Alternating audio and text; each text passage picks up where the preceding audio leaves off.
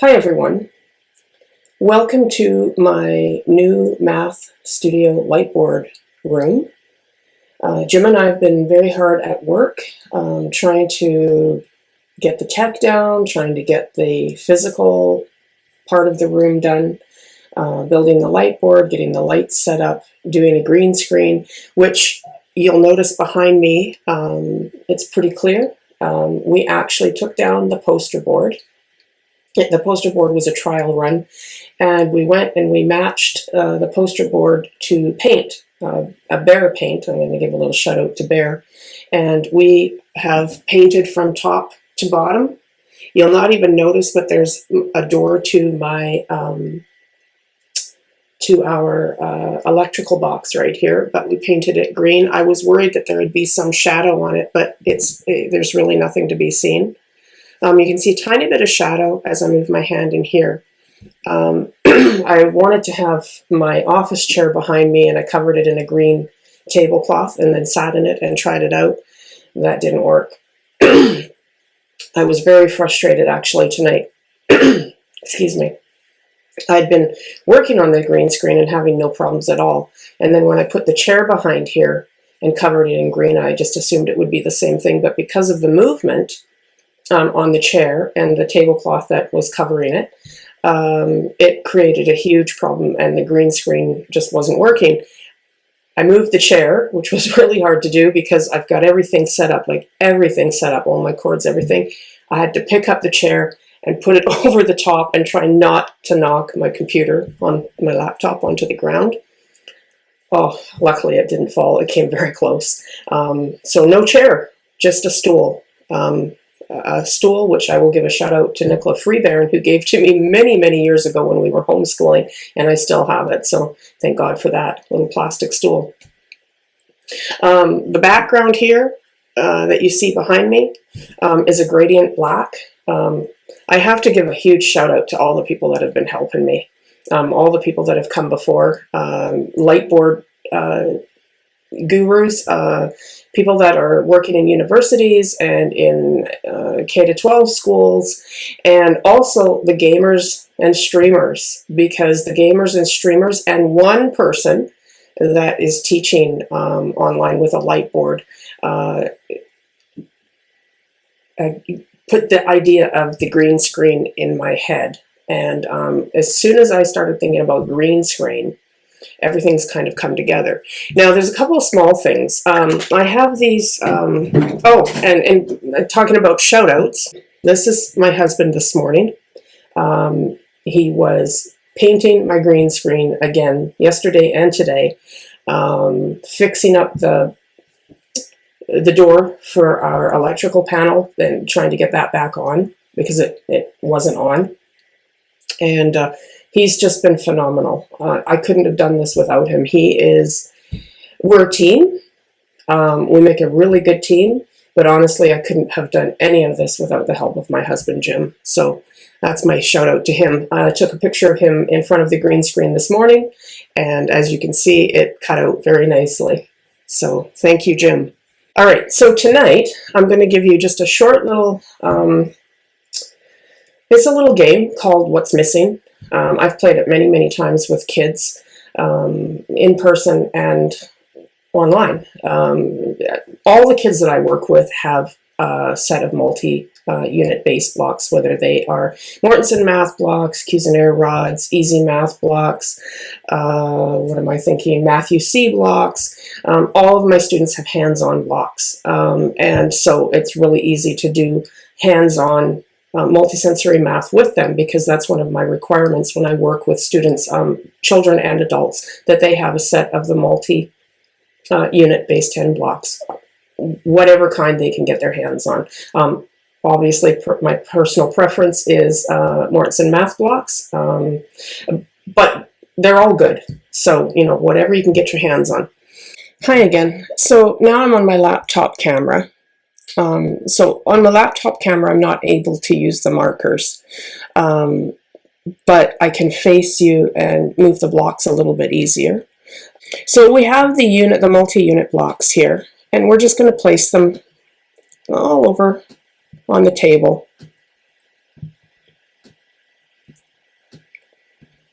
And what you're going to do is have your kids have a nice look at what's on the table. And then you ask them to close their eyes. And when they close their eyes, what you're going to do is you are going to turn a block off. So in this case, I'm going to ask you to close your eyes, and I'm going to turn a block off.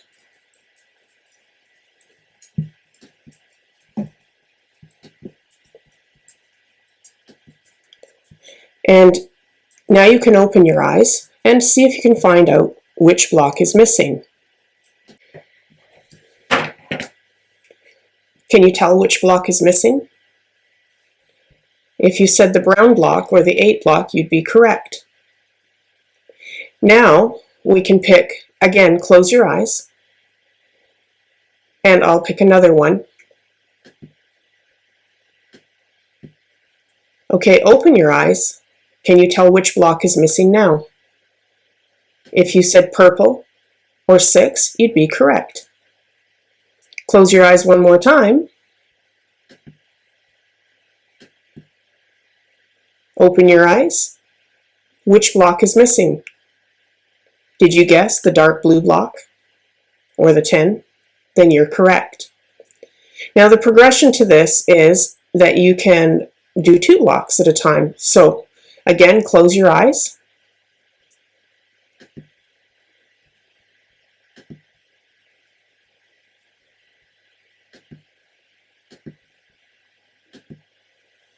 Now open your eyes. Did you guess the green 1, the unit block, and the pink 3? Then you're correct. Now if kids are having trouble with figuring out which blocks are missing, and I'll just turn the pink off again here. I'll take the pink away. What they can do is you can help them build a staircase, and I'm going to start it over here in the corner. So we start our staircase and we look for the blocks that come next. Oh, you'll notice here that there's a step of 1 over, 1 up, and here there's a step of 1 over and 2 up. It seems like maybe something's missing there. Nope, I hit the wrong one. And that would be the pink block that was missing. So that building the staircases can help figure out which blocks are missing. All right, I'm going to pause there for a moment, and I'm going to go back over to my light board.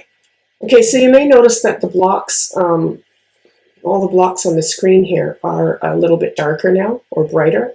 I have been playing around with making my blocks opaque in different scenes, and for some reason, it's very possible that I copied and pasted the source, like the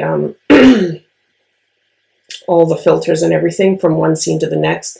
So I just had to actually go in and delete the filters to brighten up the blocks. And so you'll notice that they're a little bit brighter. I've also made them so that they're in front of me rather than behind me. There is a huge learning curve going on here. Anyways, I wanted to show you on here. I'm going to actually just move these blocks around just a little bit to get them out of the way so they're not on my face.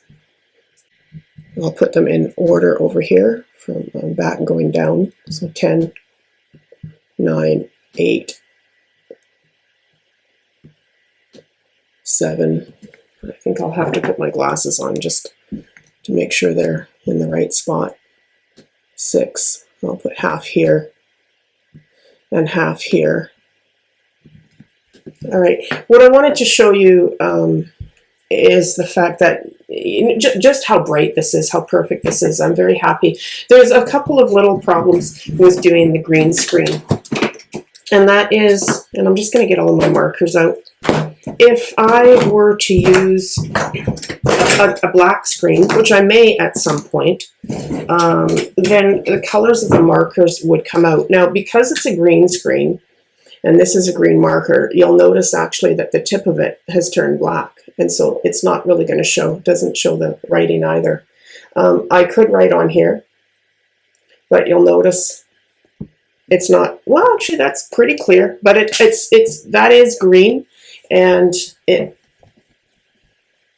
it just becomes white. And most of these markers, I believe, are going to be just white, unless I draw them in front of me, right in front of me. And if I had a black top on, then it would make it, it would pop the color. So for instance, maybe you'll see that that's pink if I put black behind it.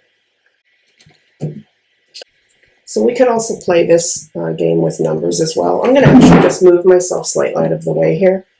We could put different numbers. Maybe even just 1 to 5. And then just ask them to close their eyes. So I'll ask you to close your eyes for a moment. I've taken a number away. You can open your eyes. Do you know which number is missing? If you said 1, you are absolutely correct. Again, I keep looking at my laptop just to make sure that where I'm writing you can see it. All right, close your eyes again. I'm going to take another number away. All right, open your eyes. Which number is missing? If you said 5, you were correct. Now, again, just like with the blocks, if the kids are having a little bit of trouble figuring out what's missing, and suppose that I took we'll say the 5 away, they can, count 1, 2, 3, 4. Oh, what's missing? Well, 5 was missing. And or they could write them in order. 1, there's 1, and just take the 5 away again. So 1, 2, 3, 4. Oh, what's missing? It seems to be the 5. And again, just like the blocks, you can add in more numbers. You can take away more numbers. It's just a little bit of fun, and it gives number sense and hands-on, and it's just a lot of fun. And it's a good, even older kids enjoy playing this game. I've played this with almost every single student I've had, whether they have been 5 or 6, or they've been in their 50s. I don't think I've actually worked with anyone in their 60s, but I've worked with people from 5 years old all the way to, I think, maybe 55, 56, something like that, and all the age ranges in between. I'd like to introduce you to somebody, so hang on just a moment. This is Monkey, and she's sort of our little math mascot, and she loves kisses. She turned 13 this year, and she has been around for a lot of the students that I've worked with in person years ago when she was just a little one. I used to have a little playpen in my math room, and it was kind of funny because a few of the students would, it was like a big dog playpen, and there was like little arches that you could climb in, and a few of the students would actually climb in and cuddle with her after their math class or before their math class, sometimes during. And then other students, older students, would actually hold her on their laps. I'm just checking to see what you can see on screen. So she's been around a long time. Some of my students that I work with online that have been with me for a long time, they're very aware of Monkey, and they love to see Monkey and say hi to her and everything. Some of the newer students, I've never really introduced them to Monkey because Monkey currently sleeps on the couch a lot more than she used to want to be on me all the time. I never ever had a math session without her. But now she likes to sleep on the couch a little bit more. She's getting a little bit older. And so this is a rare occasion that she actually comes in and wants to be picked up like this. But it is probably about, I don't know, it might be 11 o'clock at night. And so she's kind of asking me, can we go to bed, Mom? She likes to sleep in bed with us. But I'm going to pause for a moment. All right, so I'm back. I just went and put Monkey down on the couch, and I closed the door so she knows not to come in for right now. And we'll probably have a little cuddle after as I try and edit this video. So I'm just going to move these blocks here over. As I said, it was just going to be a short thing. I just wanted to give you one game. The name of the game is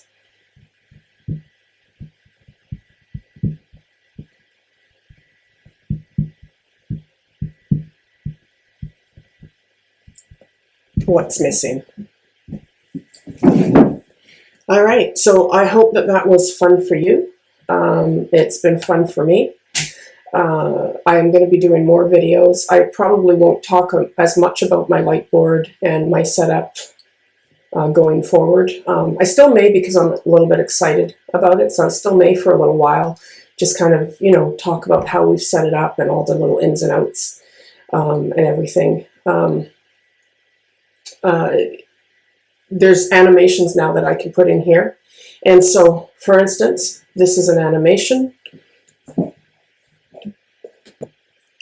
So the animation that I'm going to show you is this. And I hope that if you've enjoyed this video, that you'll hit the like button, you'll share it, you'll leave some comments, and you'll subscribe to my channel, and I'll leave some of the links in the description below. All right, well, because I really love my lightboard, and I want to write on it one more time for you, I'm going to do this. So bye, everybody. Have a good night.